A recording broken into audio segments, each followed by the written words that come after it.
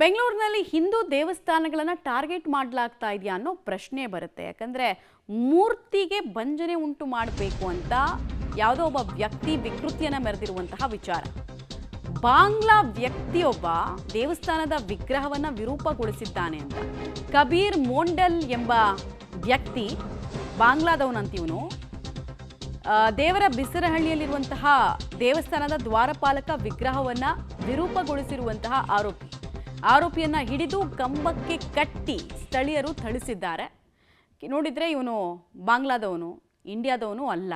But ಮನಸ್ಥಿತಿ ನೋಡಿ, ಹಿಂದೂ ದೇವರ ಮೇಲೆ ಇವ್ರದೆಲ್ಲ ಮನಸ್ಥಿತಿಗಳು ನೋಡಿ. ಈಗ ಒಳ್ಳೆ ಅಮಾಯಕನ ರೀತಿ ಪೋಸ್ ಕೊಡ್ತಾ ಇದ್ದಾನಲ್ಲ ಈ ಡೋಂಗಿ, ಇವನು ಮಾಡಿದಂತಹ ಕೃತ್ಯ ಹಿಂದೂಗಳ ರಕ್ತವನ್ನು ಕುದಿಸುತ್ತೆ. ಆ ದೇವಸ್ಥಾನ ಏನ್ ಮಾಡಿತ್ತು? ದೇವ್ರಿಗೆ ಏನ್ ಬಾಯಿತ್ತಾ? ಇವನಿಗೆ ಬಂದು ಏನಾದ್ರೂ ಹೇಳಿತ್ತಾ, ಬೈದಿತ್ತಾ? ಇವನ್ ಮನಸ್ಸು ಮತ್ತು ಇವನು ಕಲ್ತ್ಕೊಂಡು ಬಂದಿರೋದು, ಧರ್ಮದ ಅಫೀಮ್ ತುಂಬಿಕೊಂಡಿರೋದು. ಪರಿಣಾಮ ಏನು? ಹಿಂಗೆಲ್ಲ ಹುಚ್ಚುಚ್ಚಂಗೆ ಆಡೋದು. ತಿಂದುಬಿಡ್ತಾರೆ, ಅರಗಿಸಿಕೊಳ್ಳಲಾಗದಂತಹ ಕೊಬ್ಬನ್ನು ತಿಂತಾರೆ. ಆಮೇಲೆ ಏನಾಗುತ್ತೆ? ಹಿಂಗೆಲ್ಲ ತಾಮಸ ಗುಣಗಳು ಬರುತ್ತೆ.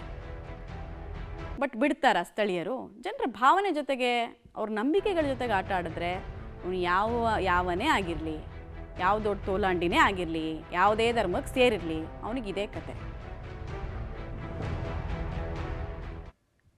ಡೀಟೇಲ್ಸ್ ಕೊಡ್ತಾರೆ ನಾಗೇಶ್. ಮನಸ್ಥಿತಿಗಳು ನನಗೆ ಅಸಹ್ಯ ಅನಿಸೋದು. ಈಗ ಅವ್ರ ನಂಬಿಕೆ, ಅವ್ರ ಧರ್ಮ ಅಂತ ಬಂದಾಗ ಭಾಳ ಶ್ರದ್ಧೆಯನ್ನು ತೋರಿಸ್ತಾರೆ. ಇನ್ನೊಬ್ಬರ ಧರ್ಮದ ಬಗ್ಗೆ ಕನಿಷ್ಠ ನೀವು ಪ್ರೀತಿ ತೋರಿಸೋದು ಬೇಡ, ರೆಸ್ಪೆಕ್ಟ್ ತೋರಿಸಲ್ಲ ಅಂದರೆ ಏನು ಅರ್ಥ ಅನ್ನೋದು ಪ್ರಶ್ನೆ. ಈತ ಏನು ಅಕ್ರಮ ಬಾಂಗ್ಲಾ ವಲಸಿಗನ? ಯಾವಾಗಂತೆ ಭಾರತಕ್ಕೆ ಬಂದಿರೋದು? ಭಾರತದಲ್ಲಿ ಇರೋದಕ್ಕೆ ಅಟ್ಲೀಸ್ಟ್ ಏನಾದರೂ ವೀಸಾ ಗೀಸಾ ಆ ಥರದ ಸಂಬಂಧಪಟ್ಟಿದ್ದು ಏನಾದರೂ ಇದೆಯಾ ಅಥವಾ ನುಸುಳುಕೋರನ?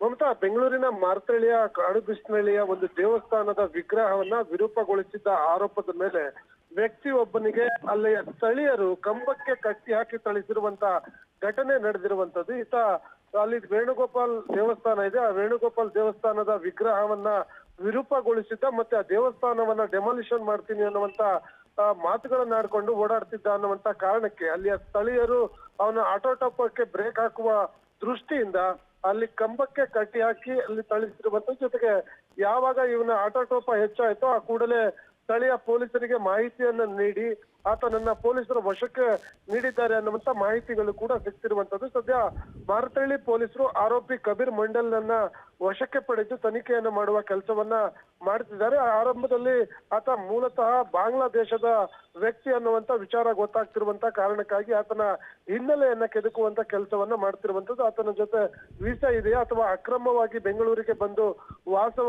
ವಾಸವಾಗಿದ್ರೆ ಎಷ್ಟು ದಿನಗಳಿಂದ ಆತ ಇಲ್ಲಿ ಬಂದು ನೆಲೆಸಿದ್ದಾನೆ ಅನ್ನುವಂಥದ್ರ ಬಗ್ಗೆ ಮಾಹಿತಿಯನ್ನ ಕಲೆ ಹಾಕುವ ಕೆಲಸವನ್ನ ಮಾಡ್ತಿದ್ದಾರೆ ಮಾರತಳ್ಳಿ ಪೊಲೀಸರು ಅನ್ನುವಂತ ಮಾಹಿತಿಗಳು ಈಗ ಸದ್ಯಕ್ಕೆ ಗೊತ್ತಾಗ್ತಿರುವಂತದ್ದು. ಮಮತಾ, ರೈಟ್. ಧನ್ಯವಾದ ನಾಗೇಶ್ ತಮ್ಮ ಮಾಹಿತಿಗಾಗಿ.